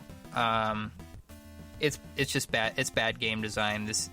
And they don't give you the materials you need to actually deal with this. You just have to play it perfectly.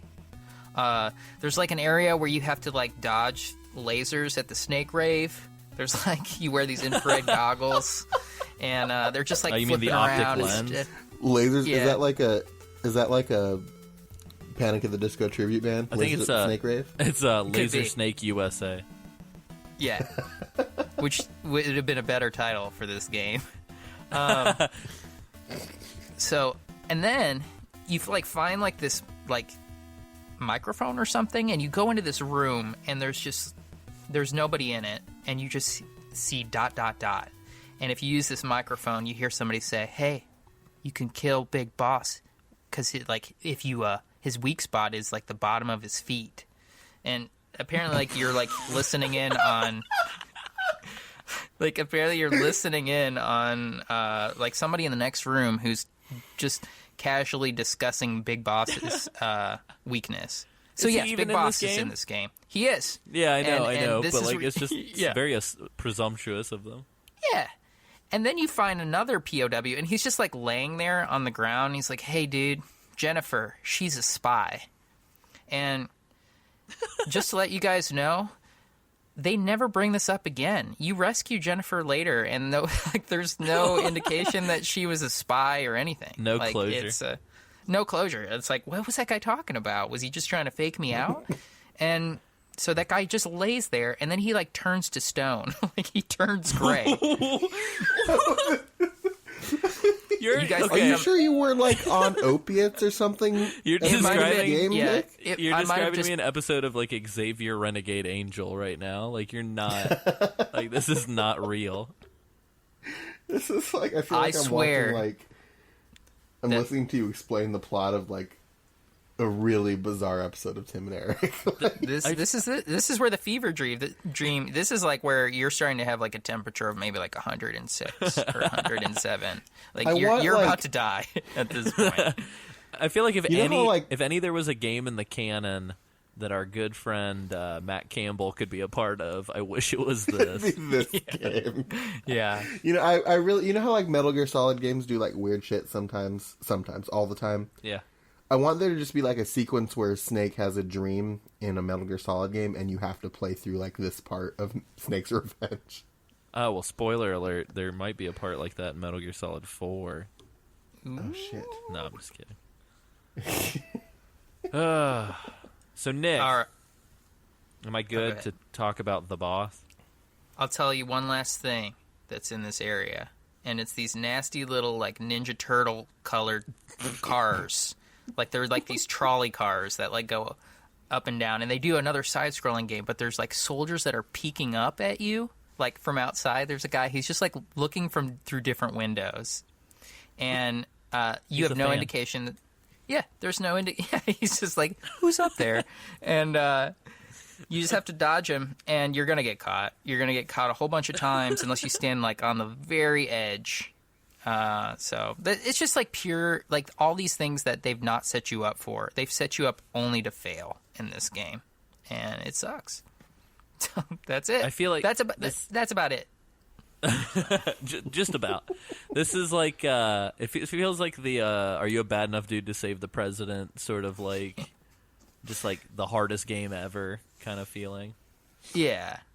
But yeah, so our final boss, I'm assuming, is the big boss. Yes. Kind of. I didn't. He's like the penultimate final. Like he's like the penultimate boss. No, I get that. So like in the long-standing tradition of Metal Gear, having like a puny fight prior to the Metal Gear fight. Big boss with a twist, though. Yeah. So, but was this big boss? Because like whenever I watched the playthrough again, I must have like blinked and missed this guy's name, but I didn't know who the fuck this was. Yeah. I thought it was just a guy. No, it's Big Boss. He's back, and he dropped some mad spoilers for Metal Gear Solid 5 too. Might I add? What's that? I said he dropped some mad spoilers for Metal Gear Solid 5. Might I add? Oh, what does he say? Well, he's like, I'm a. Oh yeah, that's true. Like, because why not? Which, spoiler alert, sorry. I might bleep that out. I don't know. But yeah. What's so Big yeah, Boss I mean, ever... say again? Was Big Boss ever? No, but like half. I don't know. Whatever. Who cares? Do you think, Alessio, do you think that all people with Yes. Anyway.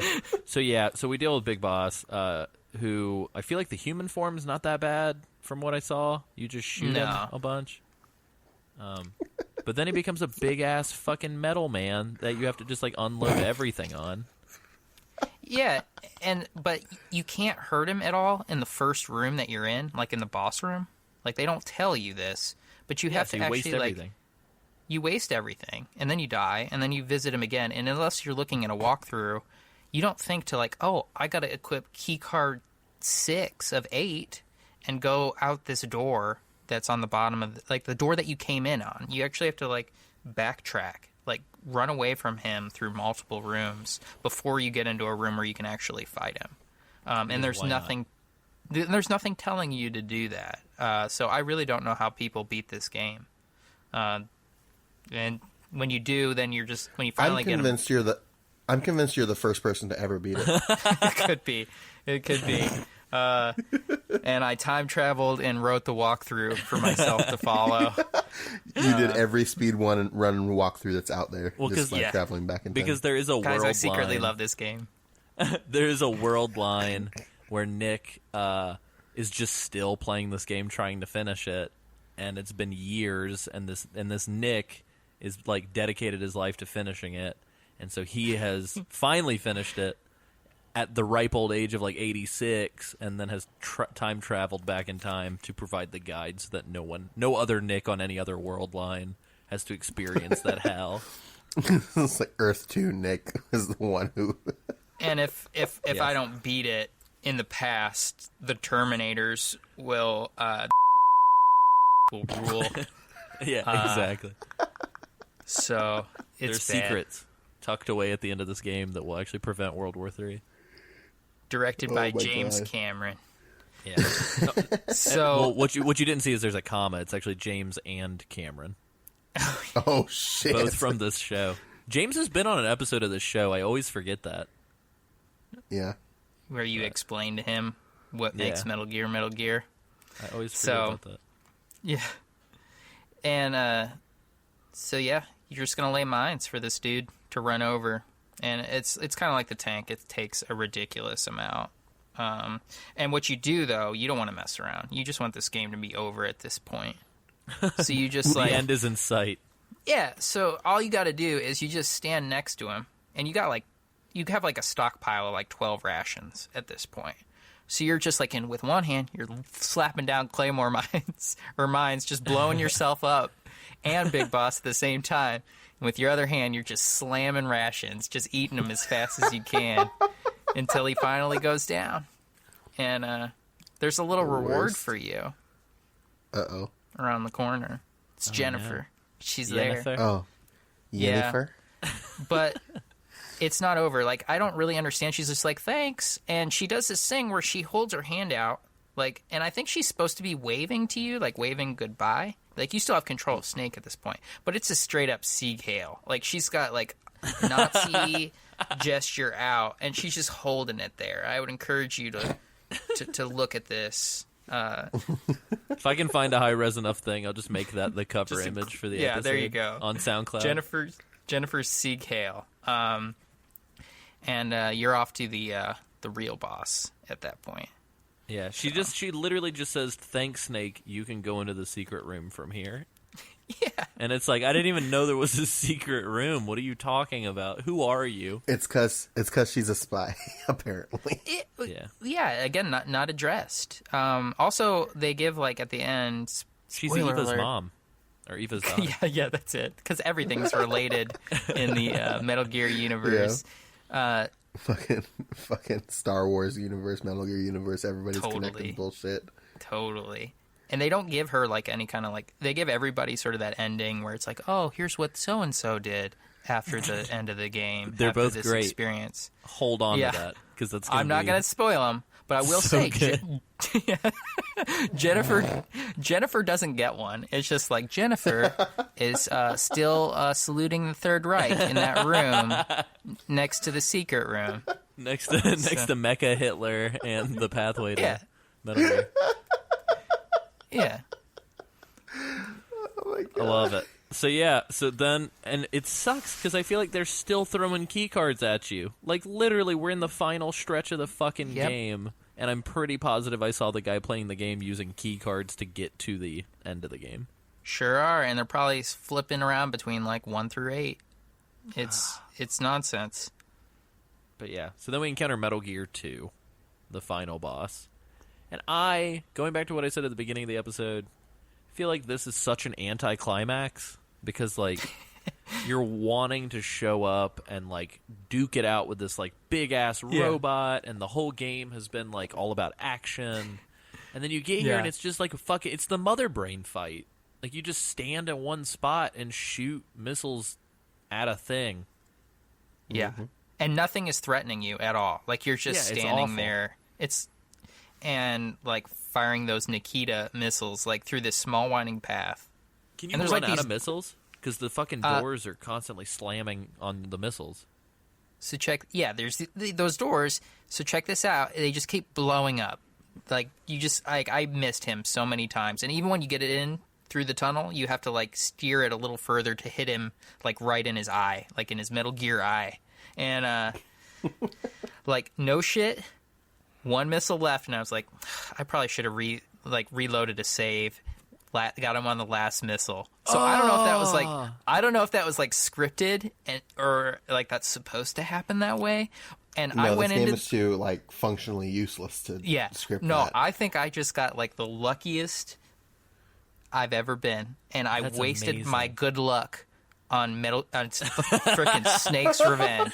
I should have bought a lottery ticket, but I was about to no. say, that could have been like the fucking Mega Millions, dude. And you fucking Exactly. I wasted it. Metal Gear Snake's Revenge. And I had 80 missiles, like a stock of 80 missiles to fight this final boss, and it came down to the last one. And so I was Jesus like, Christ. but My you know God. what? Honestly, at that moment, if I was forced to play Metal Gear or Snake's Revenge, and people were like, you could win the lottery, or you could kill this final boss with this last missile and be done with this game, which you choose? I'd be like, just give me that last missile, just get this over with. So it was so bad. Jesus. Well, so before we talk about the end, I do want to formally apologize on behalf of Metal Gear Mondays for inviting Nick onto the destructive, torture, masochistic episode of the show. And I want to apologize to Nick's wife if Nick lost his cool at any point while playing this game. Because I could just see I could see if I played to completion, I could see like Kristen being like, "You need to calm down," and me being like, "I'm fucking calm," like just losing my mind. Like I picked up my keyboard and just threw it at the wall. Are you serious? So, oh no. Oh, okay. I was about to say, I was like, "That's amazing." I've never been somebody to like get to that point where like I've never thrown a controller. I think I've been like, oh, I don't want to ruin this controller that I have. But like I've never been the type of person, but this was the first game where I was like, I could see myself destroying the things around me. Like it's such a bad game. It's the worst Hurricane game I think Freda. I've ever played. Like I like tough games too. Like I can go back to old school games and like fight my way through, but no, this one's just pure trash. So I wish I would have gotten the memo that I could watch this on YouTube and not actually play it. Yeah. But so as we experience the end, and I had to watch this ending a couple different times because I was like, "There's no way that this is how it ends." Literally just text on screen. After the completion of Operation 747, the UN declared World Peace Day. However, I had to roll it back a couple times because like I don't understand. I read this like at least 3 times, and the way that and declared are spaced out, there are no periods between the U and the N, and it looks like it says they undeclared it. Yeah, the undeclared World Peace Day. Like, it's so bad. And then after that, we get to hear about our favorite friends. So John Turner pulls up, and it's just like, essentially, it's just like this very epic, like let's find out about what happened to your friends. And it's like, John Turner was never seen or heard from ever again. and then Nick Meyer. I don't understand how this happened. I'm pretty sure Nick disappeared. Like, I did not encounter Nick ever again. Yeah, after like he left in the jungle at the beginning of the game, you never see find Nick him again. Yeah, like you never find him. Nick was this direct quote. Nick Meyer was promoted 3 ranks after dying in Foxhound. Yeah, What? like the happy ending. Presumably, after he split up with you at the beginning of the game, he fell down a cliff and just died. And they still promoted him 3 ranks for shits and gigs, I guess. Yeah, like what a happy ending. Way to go, Snake. Everyone's dead. Your coworkers are gone.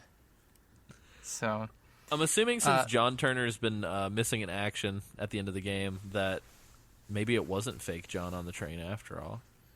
I don't know if maybe they were like leaving room for a sequel. Like John was going to be like the new bad guy in the next game. Like he's still running around somewhere. You killed fake Just John, but yeah, I guess. Like I don't know, Cyborg John probably. Oh shit! Forgot about Cyborg John.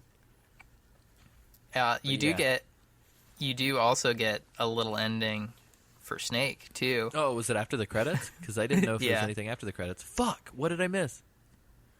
Really not too much. It's just like this big, like hulked out, like he's like showing his bicep, and he's just got like this real serious look on his face, and it's sort of like a slight profile shot of him, and then he's just like looking there, and then suddenly he smiles, and that's it. And he's like all gold too. He's like just completely gold, and just like gives like this little smile. It's ridiculous. So it worked. It worked out for him. It worked out for him. Everybody died, but he just flexes and gives this little smile. He's just like, I did it. Yeah. Like, I don't even. Jesus Christ! Why? Oh my god! So if I was to give this game like a ranking, a rating, I'd give it biting into an oatmeal raisin cookie when you thought it was a chocolate chip cookie. Okay. That's generous. That's the rating. That's a generous rating for this game. If you were to give it I don't think you understand how incredibly severely disappointing it is to bite into an oatmeal raisin cookie if you're expecting chocolate chip. Well, I would rate it as you're biting into like what you think is a chocolate chip cookie, and it's actually just a piece of shit. Oh no! Like a fucking urinal cake. Sure. Yeah, it's a bad game. So. Yeah, it's not great. We try not to use like qualitative actual numbers on this show. I think it's safe to give it a 1. I'll do a quantitative number. I'll give it a 1 out of 10. I think if I were to give it a rating from my time with it, and I feel bad that Nick defeated it, and I still have this like unclaimed Metal Gear game in my library that I've not finished because I damn near beat all of them. But it just, Nick, I'm sorry that you had to go through this, and I think I would have to rate it like if there's a Nick Freda before Loss of Innocence, and then like a jaded Nick Freda, I'm gonna have to give it just like a, I don't know, just like a wee little Nicholas out of hate Freda. That's what I gotta give it. Oh man, okay. I think I've turned into Cameron. I think I've become Cameron. I know, like, I see the world differently now. Grindcore is going to be super fun now. Now it's just called Camcore. Yeah, and we just hate everything we play. The hate cast.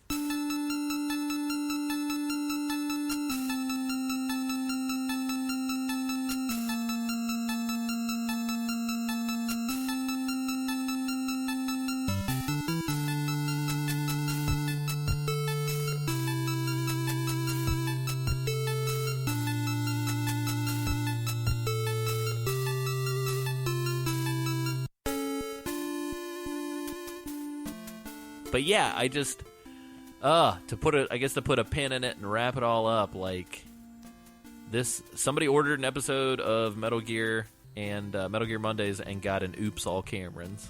So Oops All Cameron. It's yucky. Oh man. Yeah, I don't know. Do you guys have any any sort of final recommendations? If you're a curious listener, do you guys have anything to tell them? Anything that you want people to take away from the pain and suffering that you had to go through? If you got through this episode and your thought was maybe I should play this game just to see, don't. Yeah, and looks are deceiving because if you watch it on YouTube, you're like, this doesn't look so bad. Yeah. I would say you guys should play this game. I highly recommend it. It's a really good game. Oh man, he was gaslighting us the whole time. Yeah, God damn it, really good stuff. So. But yeah, so that's been our show. Thank you guys so much for joining us. Next episode of the show, Nick, you're more than welcome to come back. So I don't know if you need to publicly reveal your answer to that invitation. I don't want to put you on the spot. Okay, let's cool. and especially for good games, like it'll be a lot more fun, I think, to discuss a good game. True. So the next episode of the show that is going to run a week from this getting posted is going to be Metal Gear Saga sort of wrap-up thoughts on the original series, the original 3, I guess the original 2 with this fucking tumor growing off the side of it. And then This is like Quado. yeah, exactly.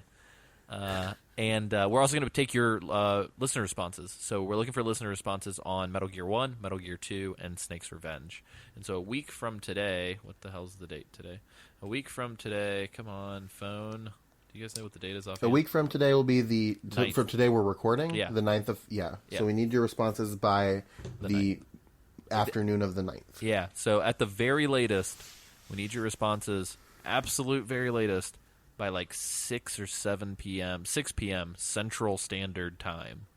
So 6 p.m., February the 9th, Central Standard Time.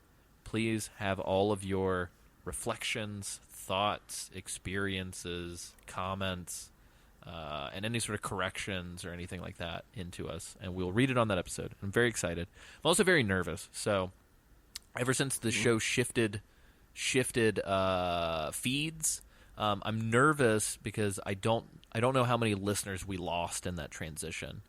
Because it's weird. Every time we wrap a recording of this, I'll be driving home from the studio, and I think to myself, man, there's probably a whole subset of people that really enjoyed Metal Gear Mondays that just like don't think to check iTunes or Stitcher or Pocket Casts for Metal Gear Mondays, and they're just like, I guess they're just not doing the show anymore. So if that's the case, like if everybody who's listening to this episode right now wouldn't mind taking a second to just leave an iTunes review or post about us on Facebook or share us on Twitter, I just want to make sure that A, we didn't lose anybody, and B, that like we get a decent amount of responses on our first ever listener response episode since we've come back. So, but yeah, so that being said, we're going to be doing that next episode. The episode after that, we're going to be covering generalities on MGS4. So we'll be. It's fucking happening. It's gonna be gents great, and ladies. It's gonna be wonderful. I'm so fucking amped because I haven't played Metal Gear Solid 4 in years. It's so good. Like, oh my god. Like from a gameplay and mechanics standpoint, I honestly think that Metal Gear Solid 4 is like the peak of the series. Agreed. Mechanically. We'll get into it. We'll get into it. We'll get into it. It's great. So we're excited to play Metal Gear Solid 4. We're going to have guests galore. So we'll be doing our generalities episode a week after the Metal Gear Saga wrap-up. And on that episode is just going to be me, Isaac, and Sam. Kind of traditional, sort of keep it just the skeleton crew for the generalities episodes. Skeleton crew. Yeah, and then we'll do the beginning of the game and like the first half of the first act with Cameron. And then we will be moving forward with guests throughout. So Nick will be returning to join us on that. We'll have some listeners. Good old Mr. Knight, Mr. Knight, who Craven Knight, who we featured on the first episode back as a listener response, will be joining us as a guest. Really? Yep. We've got Patrick. Oh, I didn't know that. That's awesome. Yeah, we've got Patrick Smith, or Patty, from the Twin Humanities, who's been on Bonfireside Chat, and I believe maybe even Watch Out for Fireballs. He's going to be joining us, which is lovely, through Jeremy Greer. So Jeremy Greer's suggestion about how cool the show was on Twitter to all of his friends got us Pat. So I'm very excited about that. And so we'll have our very first like British guest on the show, which is going to be awesome. Still trying to get old Cole Ross back, and Jeremy Greer's only played Metal Gear Solid 5 apparently, so we may have him on for 5. But we're still collecting guests, but we've got some good familiar faces coming back, and we've even got Ben Garibaldi Smith joining us for Really? MGS4. Yeah, so it's gonna be a fucking reunion, you guys. Oh my god, this is fucking great. It's gonna be wonderful. This is just stuff I didn't even know before coming in here, and I feel real happy. Yeah, I forget that not everybody's CC'd on my emails and stuff, so all these things are happening, so it's gonna be wonderful. Oh fuck, man, that's awesome. So yeah, we're super excited, so please stick around. As always, just like share and review the show if you can. We're on SoundCloud as well, so shooting us a like or following us on there is great. But nothing's better than sort of a word of mouth plug on Facebook or Twitter, or just telling a friend. You can follow me on Twitter at AC Summerfield. You can also email me. It's Alessio, Alessio, at foreveranastronaut.com, foreveranastronaut.com. Shameless plug. Buy Dev Diary on Steam, assholes. Sam. Whoa. That was that was friendly. Sorry, guys. I was just being a jokester. I don't have money. No, I know. It's fine. But yeah, check it out there, or you can rent it. At the very least, you can watch the first episode for free on YouTube. So if you go to youtube.com/devdiary, I believe it's literally just /devdiary, which is bananas. Can't believe we got that. But yes, check that out. Sam, where can people find you? You can find me on Twitter at SamWrightDPS. Also, there's not a whole lot there at the moment, but you can go to soundcloud.com/RadioWright. Radio, WRIGHT. Yes, sir. Stuff's happening. I like that a lot. That's an awesome name. Thank you. Nick, people can listen to you on another show, and it's a good show. That's Tell right. us about that show. That is called Grindcore, the RPG podcast, which I co-host with Cameron Hill. It's about all kinds of different RPGs, the old video game style. So you can check us out there. You can go to facebook.com/grindcoreRPG. You can also find, just by searching it on iTunes. We are also on SoundCloud. We've covered games like Final Fantasy and Chrono Trigger. We're about to do Deus Ex. We just wrapped up Super Mario RPG. We're just going to try to cover pretty much, the gambit of the RPG series, a bunch of different styles of it as well. So, yeah, give us a listen. I suggested this to Cameron. I'm going to suggest it to you.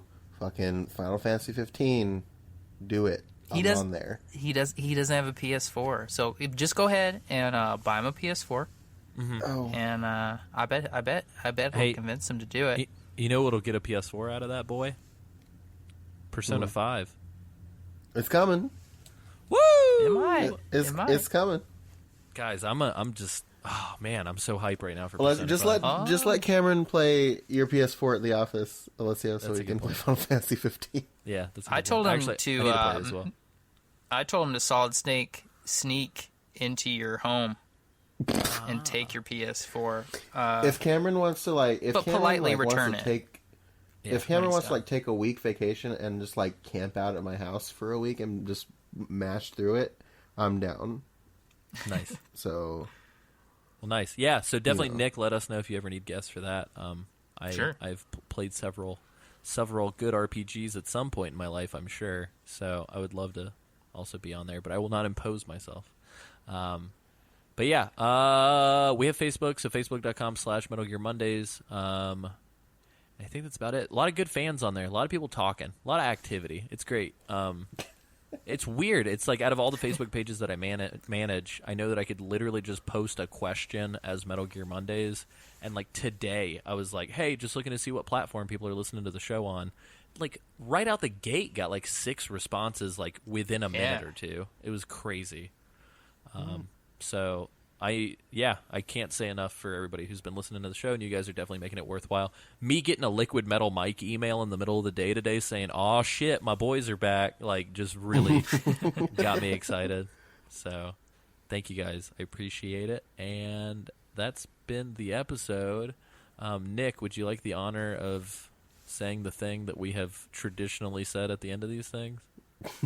that we've traditionally had trouble saying at the end of these. It's just a box.